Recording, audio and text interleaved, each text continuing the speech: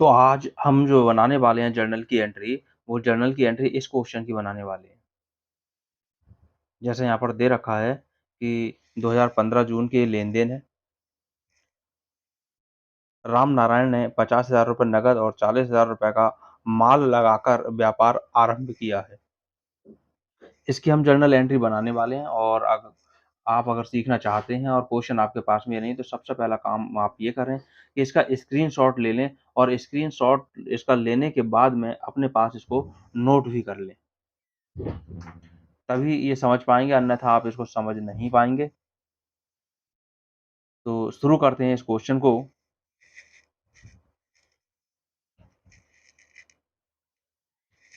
देखिए, जैसा मेरे पास यहाँ पर ये जर्नल का फॉर्मेट तैयार है, ये छठा नंबर का क्वेश्चन हम यहाँ ले रहे हैं। इस क्वेश्चन को हम यहाँ सॉल्व करने वाले हैं।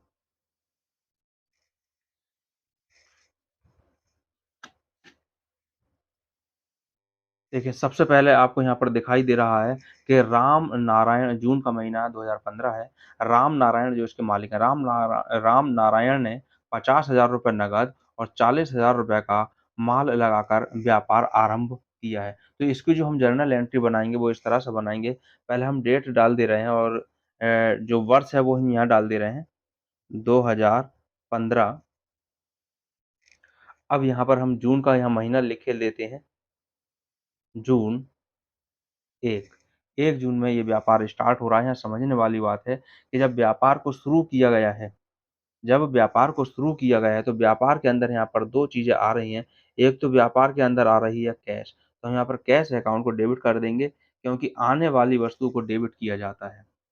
साथ ही साथ व्यापार के अंदर ये ₹40,000 का माल भी आ रहा है, लेकिन माल को हम गुड्स ना लिख कर के इसको हम स्टॉक बना देंगे, प्रारंभिक स्टॉक यहाँ पर कहलाएगा। तो हम यहाँ पर केवल स्टॉक ही यहाँ लिख देते हैं। स्टॉक अकाउंट, ये भी डेबिट हो जाएगा, क्योंकि ये दोनों चीज़ें ही व्यापार के अंदर आई हैं। आखिर क्रेडिट क्या होगा? क्रेडिट के बारे में आपको मैंने रूल्स बता रखे हैं। आप प्ले लिस्ट में जाकर के डेबिट और क्रेडिट के रूल्स को देख सकते हैं, जर्नल बनाने के रूल्स को देख सकते हैं। उसमें पूरा मैंने समझाया है कि व्यापार का जो मालिक है, यानी कि राम नारायण जो है, वो अपने ही व्यापार का लेनदार है। तो यहाँ पर हम लेनदार को क्रेडिट करेंगे, क्योंकि उसने व्यापार को दिया है, देने वाला व्यक्ति। लेकिन वहाँ हम नाम ना लिख कर के, वहाँ हम लिखेंगे कैपिटल अकाउंट, कैपिटल अकाउंट। इस तरह से इसकी जर्नल एंट्री बनेगी। जर्नल एंट्री के लिए डेबिट और क्रेडिट के रूल्स आप प्ले लिस्ट में जाकर ज़रूर देखें। कैश अकाउंट में अब हम जो रुपए लिखेंगे, कैश के रुपए जो दे रखे हैं क्वेश्चन में, वो ₹50,000 दे रखे हैं।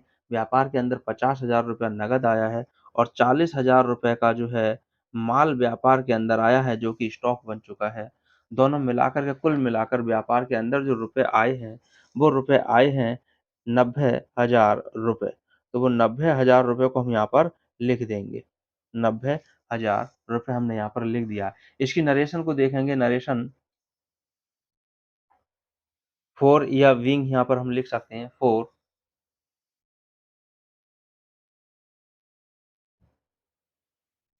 Business started with cash and goods. 2 चीज़ें लगाकर व्यापार को शुरू किया गया है। चाहें तो इसको अंडरलाइन भी कर सकते हैं और पेज जो है आप लाइन वाला लें या बिना लाइन वाला, जैसा भी आप लिख सकें उसको, पेज को आप ले लें। चाहें तो इसको हम अंडरलाइन यहाँ पर कर सकते हैं। लेकिन अगर अंडरलाइन कर रहे हैं तो केवल पर्टिकुलर्स के कॉलम को ही हम अंडरलाइन करते हैं। अगली एंट्री की ओर बढ़ रहे हैं और अगला लेन-देन हमारे पास में है, नकद क्रय किया। अगर यहाँ पर ये एंट्री जो है नहीं दिखाई दे रही है, तो आगे मैं इसको वीडियो में आपको सब लिखता हुआ दिखाई देगा। यहाँ पर डेट आ जाती है, जून की 4 तारीख है, जिसमें लिखा हुआ है, स्क्रीनशॉट आपने क्वेश्चन का लिया होगा। आगे लिखा हुआ है कि नकद क्रय किया, तो चाहे नकद क्रय किया गया हो, चाहे उधार क्रय किया गया हो, यहाँ पर परचेज़ अकाउंट हमेशा डेबिट ही होता है। तो परचेज़ अकाउंट को हम यहाँ पर डेबिट करेंगे, वो इस तरह से करेंगे,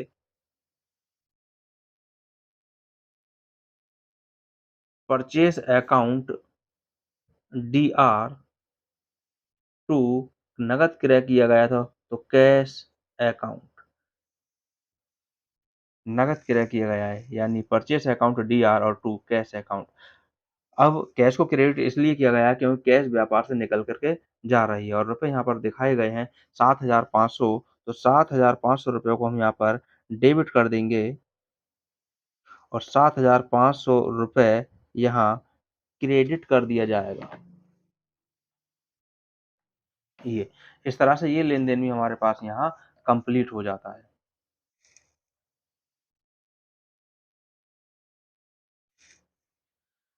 अब यहाँ पर इसकी नरेशन जो हम लिखेंगे for goods purchase in cash, यानी नकद में माल क्रय किया गया है। अंडरलाइन हमने यहाँ पर कर दिया है। आप देख रहे हैं पर्टिकुलर को ही केवल कर रहे हैं। इसके बाद अगला लेन-देन हमारे पास आता है, 5 तारीख का लेन-देन आता है और 5 तारीख का जो लेन-देन आता है, उसको आप थोड़ा पहले समझ लें, मैं आपको यहाँ पे दिखा रहा हूँ। वो लेन-देन है, माल बेचा है। अब माल बेचने के बाद यहाँ पर 3 लोग दिखाए गए हैं, प्रेम दिखाया है, रमेश दिखाया और सुरेश दिखाया। जब इनको माल बेचा गया और व्यक्तियों के नाम यहाँ पर दे दिए गए, तो इसका मतलब है ये लेन-देन उधार के लेन-देन है। जब ये उधार के लेन-देन हैं, तो फिर ये सब कौन हो गए? पाने वाले व्यक्ति हो गए, देनदार हो गए और पाने वाले व्यक्ति हो या देनदार हो, वो हमेशा डेबिट होते हैं। तो इनके नाम का खाता डेबिट करेंगे और सेल अकाउंट यानी विक्रय खाता, चाहे नगद माल नगद बेचा गया हो या उधार बेचा गया हो, सेल्स अकाउंट हमेशा क्रेडिट होता है। तो इसी तरह से हम इसका लेखे को करेंगे और वो लेखा हमारा इस तरह होगा, तारीख हमारे पास में आ जाती है जून की 5 तारीख। पहला व्यक्ति है प्रेम, तो हम यहाँ पर प्रेम को लिख देंगे, प्रेम, और प्रेम जो होगा वो DR होगा। दूसरा व्यक्ति है रमेश, तो हम यहाँ रमेश लिखेंगे और रमेश भी DR होगा, पाने वाला है। फिर है सुरेश, सुरेश भी यहाँ पर DR है, डेबिट है। और तीनों ही स्थितियों में यहाँ पर माल बेचा गया है, तो ये सेल्स अकाउंट हम यहाँ पर लिख लेंगे। इस तरह से अब जो हम इसका लेखा करेंगे, आप वीडियो में पीछे जाकर के देख सकते हैं कि यहाँ पर डेबिट आखिर आखिर क्यों किए गए हैं इन सब नाम। जनरल कंपाउंड एंट्री में मैंने यही एग्ज़ाम्पल लिए थे और इनके जो रुपए हैं, वो रुपए सबके सामने लिख दिए जाएँगे। इसके जो रुपए हैं 7,000 ₹2,500 हैं प्रेम के, तो प्रेम के सामने ₹2,500 लिख दिया जाएगा। रमेश के जो रुपए हैं वो हैं 4,000, तो हम यहाँ ₹4,000 को लिख देंगे। और सुरेश के जो रुपए हैं वो 5,000 हैं, तो हम यहाँ पर ₹5,000 को ये लिख देंगे। दोनों को जब तीनों को रकमों को जोड़ करके कुल बिक्री है जो हो गई, वो जोड़ देंगे, 5 4 9 2 11, ₹11,500। तो ये ₹11,500 की बिक्री हो गई है और ये जो बिक्री हुई है, वो उधार में बिक्री हुई है। यहाँ पर हम नरेशन में इसको लिख देंगे, नरेशन तो आप अपने हिसाब से भी सेट कर सकते हैं, किसी भी तरह से आप इसको लिख देंगे। यहाँ पर फॉर गुड्स सोल्ड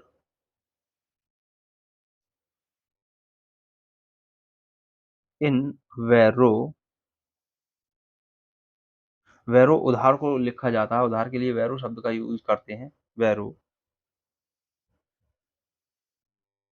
ऑफ लिख करके हम इन तीनों व्यक्तियों के नाम लिख देंगे, तीनों व्यक्तियों के नाम लिख दियाएँगे यहाँ पर।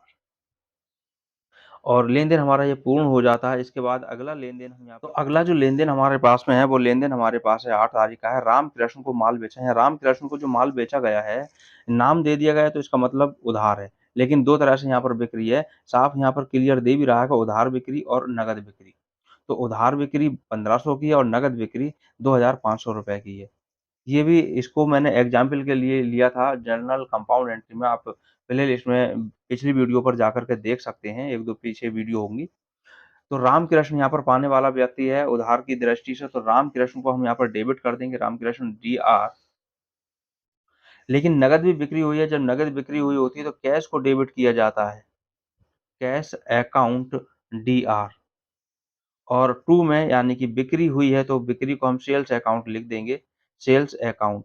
चाहे बिक्री उधार हुई हो या नकद हुई हो, दोनों ही परिस्थितियों में सेल्स अकाउंट को हम क्रेडिट ही करते हैं।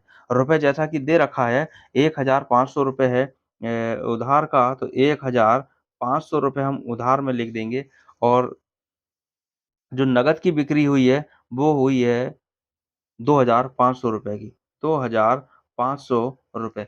यानी रामकृष्ण को ही 2 तरह से यहाँ माल बेचा गया है।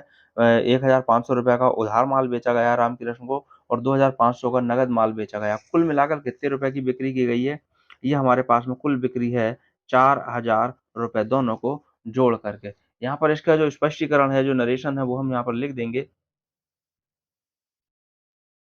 फॉर गुड्स सोल्ड, नरेशन आप अपने हिसाब से भी सेट कर सकते हैं, इसमें कोई दिक्कत वाली बात नहीं है। For good sold off Ram Krishna, दोनों तरह से बेचा है, दोनों शब्दों का हम यहाँ पर यूज कर देंगे। वैरो एंड कैश, और अंडरलाइन यहाँ पर कर देंगे। अगला लेन देन हमारे पास जो होगा, वो लेन देन हमारे पास है 10 तारीख आ गई है, 10 तारीख का लेन देन है, और 10 तारीख में लिखा हुआ है कि सीताराम से माल खरीदा। अब सीताराम से जब माल खरीदा गया है, तो ये भी लेन-देन एक उधार का लेन-देन है। सीताराम से माल क्रय किया गया है, ये एक उधार का लेन-देन है, उधार माल इनसे खरीदा गया है। जब इनसे उधार माल खरीदा गया है, तो हमारे पास में खरीदने के लिए तो परचेज़ अकाउंट को ही हम डेबिट करते हैं, तो परचेज़ अकाउंट को यहाँ कर दिया जाएगा। परचेज़ अकाउंट DR टू, अब यहाँ पर हुआ क्या है? वही कौन है? किससे माल खरीदा गया है? सीताराम से माल खरीदा गया है। सीताराम देने वाला व्यक्ति है, तो सीताराम को यहाँ पर क्रेडिट कर दिया जाएगा। सीताराम। अब कितने रुपए हैं? रुपए जो हैं इसके वो दे रखे हैं 3000 रुपए, तो हम 3000 रुपए को यहाँ पर डेबिट कर देंगे, और 3000 रुपए को से सीताराम को हम क्रेडिट कर देंगे, और नरेशन में हम यहाँ पर लिख देंगे। For goods purchase in Vero of, लिख करके हम व्यक्ति का नाम लिख देंगे, जिससे खरीदा गया है सीताराम, तो नाम यहाँ पर लिख देंगे, लाइन हमारे यहाँ पर हो जाती है, सेंटेंस पूरा हो जाता है। अगला लेन-देन हम देखेंगे, और अगला लेन-देन जो हमारे पास में है, वो लेन-देन है प्रेम ने माल वापस किया। प्रेम ने माल वापस किया। यहाँ पर आप देखें, ये 5 तारीख में प्रेम को माल बेचा था 2500 रुपए को, अब प्रेम यहाँ इसमें से कुछ माल को वापस कर रहा है, और डेट जो है हमारे पास में 14 तारीख है। माल जब वापस आ रहा है, यानी पहले है क्या यहाँ पर? पहले यहाँ पर राम को, ये इनमें से प्रेम को, रमेश को और सुरेश को माल बेचा गया था। जब इनको माल बेचा था, तो बिके हुए माल में से हमारे पास कुछ माल वापस आएगा। तो बिका हुआ जो माल, उसमें से कुछ वापस आएगा, वो विक्रय वापसी, और विक्रय वापसी जो है वो हमेशा डेबिट होती है। तो यहाँ पर हम लिखेंगे sales return account DR to, जिससे माल वापस आया उसका नाम यहाँ पर क्रेडिट कर देंगे, टू प्रेम, क्योंकि अब यहाँ पर प्रेम देने वाला व्यक्ति है, इसलिए इसको यहाँ पर क्रेडिट कर देंगे। और कितने रुपए का इसने माल वापस किया है? ये माल वापस किया है इसने 500 रुपए का, तो हम 500 रुपए यहाँ पर लिख देंगे। 500 रुपए, 500 रुपए। अब नरेशन में हम यहाँ पर लिख देंगे, जो लेन-देन हुआ होता है वही नरेशन में हम लिखते हैं। फॉर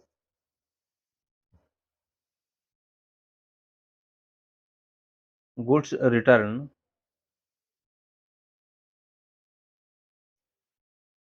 बाय प्रेम, प्रेम के द्वारा माल वापस किया गया है। सेंटेंस को आप किसी भी तरह लिख सकते हैं, कोई आपत्ति नहीं है। इसके बाद अगली तो अगला लेन-देन हमारे पास 18 तारीख का और 18 तारीख में लिखा सीताराम को माल वापस किया। अब सीताराम को माल वापस किया, यानी सीताराम से हमने पहले माल खरीदा था 10 तारीख में, उसमें से हम कुछ माल वापस कर रहे हैं। तो जब सीताराम को माल वापस किया जा रहा है, सीताराम यहाँ पर पाने वाले हो गए, तो सीताराम को यहाँ डेबिट कर दिया जाएगा। सीताराम DR टू यहाँ पर हमारे पास क्या हो जाएगा परचेज़ रिटर्न हो जाएगा टू परचेज़ रिटर्न। क्योंकि ये क्रय वापसी हो गई, सीताराम से खरीदा था यानी खरीदे हुए माल में से कुछ माल वापस हो रहा है और वो माल वापस हो रहा है ₹1000 का, तो हम यहाँ पर ₹1000 की एंट्री ये कर देंगे 1000। यहाँ पर माल वापस हुआ, माल वापसी का हम लिख देंगे for goods return of Sitaram. Sitaram को माल वापस किया गया। अगला लेन-देन हमारे पास में है, सुरेश से प्राप्त किया और सुरेश से जो प्राप्त किया हुआ है, वो है ₹4950 और ₹4000 सुरेश से हम प्राप्त कर रहे हैं। जबकि यहाँ देखें सुरेश से यहाँ पर सुरेश को माल बेचा था 5000 का बेचा था और अब जो हम प्राप्त इससे कर रहे हैं ₹4950 कर रहे हैं, यानी ₹50 कम है और वो ₹50 डिस्काउंट है। अगर डिस्काउंट का लेखा नहीं करना आता है, तो आप प्ले लिस्ट में जाकर के इस पहली दूसरी वीडियो यहाँ वो जाकर के देख सकते हैं उसमें आपको समझ में आ जाएगा। फिलहाल मैं यहाँ पर आपको लेखा करके दिखा रहा हूँ और तारीख है हमारे पास में 20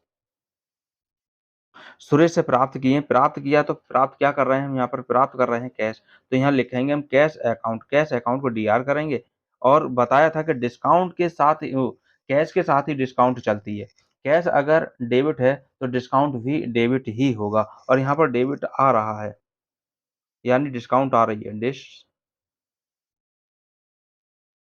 डिस्काउंट अकाउंट ये भी हम DR करेंगे और टू में यहाँ पर लिख दिया जाएगा उस व्यक्ति का नाम जिससे हम ये प्राप्त कर रहे हैं, देने वाला कौन है? देने वाला व्यक्ति है सुरेश, तो सुरेश को हम यहाँ पर लिख देंगे सुरेश और जो रुपए हैं वो रुपए हम ये लिखेंगे ₹4950 और डिस्काउंट में गए ₹50 कुल मिला कर के ये रुपए बन जाते हैं ₹5000। यहाँ पर जो सुरेश को माल बेचा गया था, उससे हमने प्राप्त कर लिया है, यानी ₹4950 प्राप्त किया है, लेकिन हम उसको देनदारी से 5000 की देनदारी से उसको मुक्त करेंगे। अगला लेन-देन हमारे पास में आता है, इसकी नरेशन को देख लेते हैं। For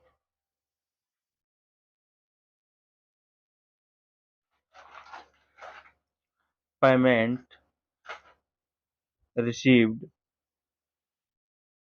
bye Suresh.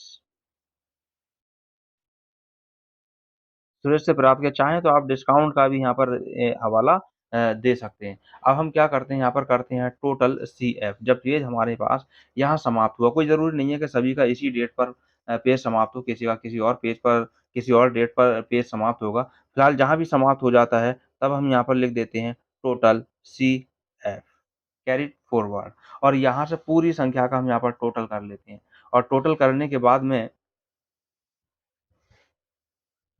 जो भी टोटल यहाँ पर आता है, वो टोटल उठाकर पहली बात तो ये कि दोनों ही पक्षों का टोटल बराबर आएगा। तो टोटल हम यहाँ पर कर रहे हैं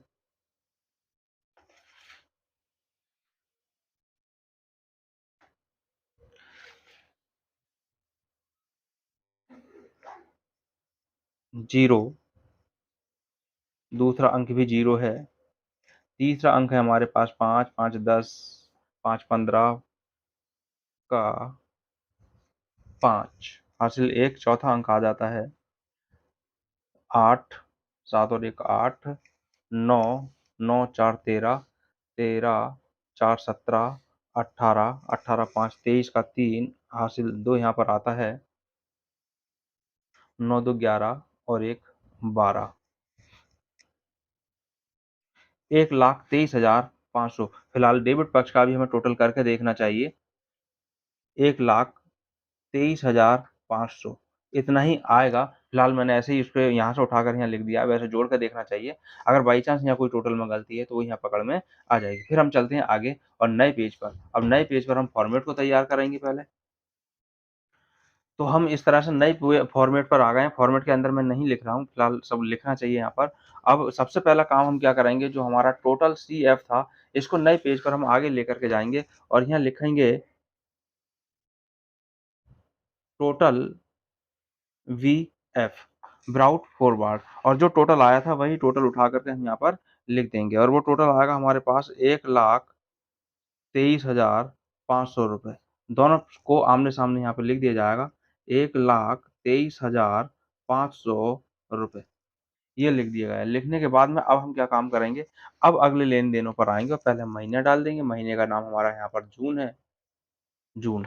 अब डेट जून की क्या आ रही है, 20 तारीख तक के हमने लेन-देन कर दिए। तारीख हमारे पास 22 आ रही है और 22 तारीख में जो लेन-देन लिखा हुआ है, वो लिखा है भवन खरीदा। तो व्यापार के लिए एक भवन खरीदा गया। तो व्यापार के अंदर क्या चीज़ आ गई है, बिल्डिंग आ गई। बिल्डिंग आ गई तो बिल्डिंग को हम डेबिट कर देंगे। बिल्डिंग अकाउंट डीआर, भवन खाते को हमने डेबिट कर दिया है और टू कैश अकाउंट, क्योंकि नकद में खरीदा गया है, टू कैश अकाउंट। क्वेश्चन के लिए आपको शुरू में तो नरेशन इसकी हो चुकी है। For building purchase in cash. अगला लेन-देन हमारे पास में है और वो लेन-देन है 24 तारीख में लेखन सामग्री खरीदी गई है। तारीख हमारे पास में है 24, इसमें लेखन सामग्री खरीदी गई है, तो लेखन सामग्री को हम स्टेशनरी बोलते हैं। स्टेशनरी व्यापार के अंदर आ गई है। एसटीवाई शॉर्ट में इसको लिख देते हैं। Stationery account DR to cash, क्योंकि नकद में परचेज़ की गई है तो टू कैश अकाउंट। अब यहाँ स्टेशनरी का हम नाम लिख रहे हैं, आप यहाँ देख रहे हैं बिल्डिंग का नाम लिख रहे हैं, क्योंकि ये जिस वस्तु में व्यापार किया जा रहा है उस वस्तु का लेन-देन नहीं है। उस वस्तु को माल बोला जाता है, गुड्स बोला जाता है। माल के खरीदने-बेचने पर परचेज़ और सेल का यूज़ होता है। फिलहाल यहाँ पर नाम दे रखा है तो नाम को ही हम यहाँ पर लिख देंगे और ये खरीदी गई है ₹300, तो हम यहाँ पर ₹300 को लिख देंगे। ₹300 स्पष्टीकरण को भी हम यहाँ पर लिख देंगे। अगला लेन-देन हमारे पास में और वो तारीख आ जाती है 28 और 28 तारीख में लिखा हुआ है सीताराम को रुपए दिए हैं। सीताराम को रुपए दिए गए हैं। अब जब सीताराम को रुपए दिए गए हैं तो सीताराम यहाँ पर पाने वाला व्यक्ति आ गया हो गया है। तारीख 28 है, यहाँ पर हम लिखेंगे सीताराम और सीताराम को हम यहाँ पर डेबिट करेंगे और टू में कर लिखेंगे, क्रेडिट में लिखेंगे कैश को। भुगतान जब हम दे रहे हैं तो टू कैश अकाउंट। यहाँ जो रुपए लिखे जाएँगे वो कैसे-कैसे लिखे जाएँगे, देखें सीताराम से जो लेन-देन शुरू हुआ था 10 तारीख में हुआ था। 10 तारीख में सीताराम से ₹3000 का माल खरीदा गया था। फिर 18 तारीख में सीताराम को ₹1000 का माल वापिस कर दिया गया। इस तरह से यहाँ पर जो बचा वो बचे केवल ₹2000। लेकिन यहाँ ₹2000 में प्राप्त हो रहे हैं ₹1700। ₹1700 ये प्राप्त हो रहा है, तो और ₹300 जो है वो डिस्काउंट में गया। तो इस तरह से हम इसका लेखा करेंगे ₹1700 का, 300 डिस्काउंट का। तो डिस्काउंट हमेशा कैश के साथ ही रहेगी, तो टू डिस्काउंट अकाउंट। और यहाँ पर जो हम इसके रुपए लिखेंगे वो रुपए देखें कैश में जो लिखेंगे हम इसके रुपए ₹1700 और डिस्काउंट में जो है वो ₹300 है। दोनों को मिला कर के ये ₹2000 हो गया है। इसको ₹2000 यहाँ पर लिख दिया जाएगा। ₹2000 की देनदारी से यहाँ पर मुक्त हो जाते हैं। नरेशन हम यहाँ पर इसकी लिख देंगे। तो नरेशन भी हमने यहाँ पर लिख दिया फॉर पेमेंट ऑफ सीताराम, इतना ही लिख देंगे बस काफ़ी है। अगले लेन-देन पे चलेंगे और अगला लेन-देन है 30 तारीख का। दान में माल दिया गया है। दान में माल दिया गया है और अगली डेट हमारे पास में 30 तारीख है। यानी माल दान में दिया और वो दिया गया है दान में ₹100 का। तो दान जो है वो दान एक, या तो हम उसे चैरिटी लिख दें या डोनेशन लिख दें, इन दोनों में से, क्योंकि ये व्यय खाता है, तो हम इसको डोनेशन अकाउंट यहाँ लिख रहे हैं।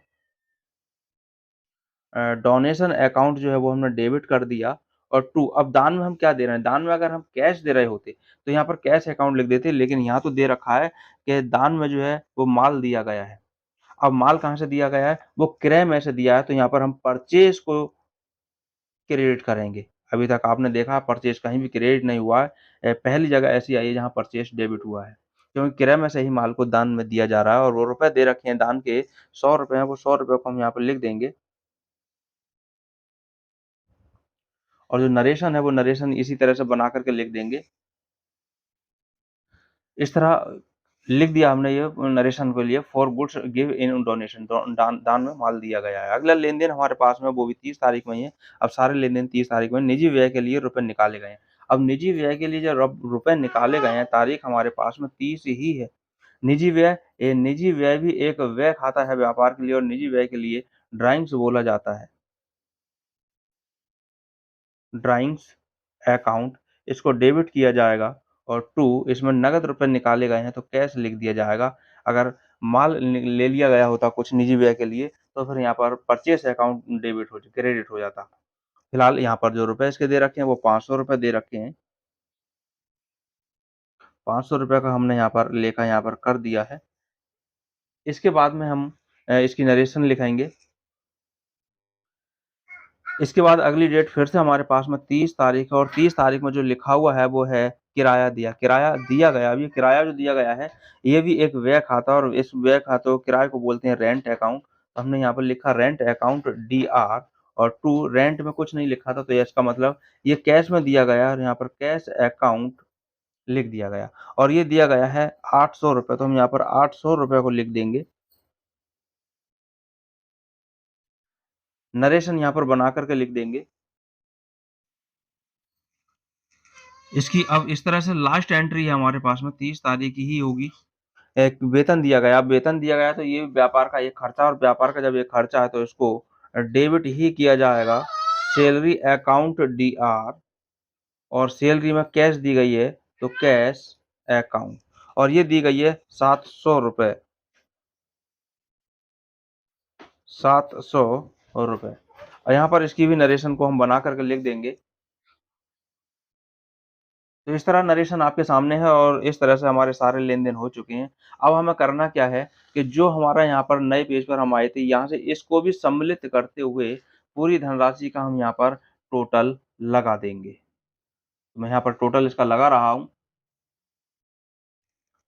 इस तरह ये टोटल को जोड़ लिया गया है और टोटल जो हमारे पास में आ रहा है 1,52,900 मैंने दोनों पक्षों का टोटल को जोड़ करके देखा है और दोनों का इतना ही टोटल ये आ रहा है।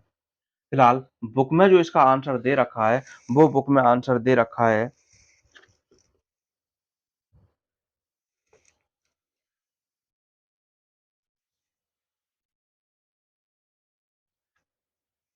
1,51,900 यानी ₹1,000 का यहाँ पर डिफरेंस आ रहा है। क्यों आ रहा है उसको हम देखते हैं अभी। तो इस तरह से आंसर को चेक कर लिया और जो हमारे पास में जो हमने टोटल सीएफ किया था यहाँ पर ये टोटल 1,23,500 आया था। ये यहाँ पर जो गलत हुआ और ये 1,22,500 यहाँ पर टोटल आया। और जब ये यहाँ गलत है, तो जो सीएफ जो हम यहाँ उठाकर लेके गए थे टोटल हमने जो वीएफ किया था, यहाँ भी ये गलत हो गया है। यानी ₹1,000 यहाँ पर अपने आप कम हो गए।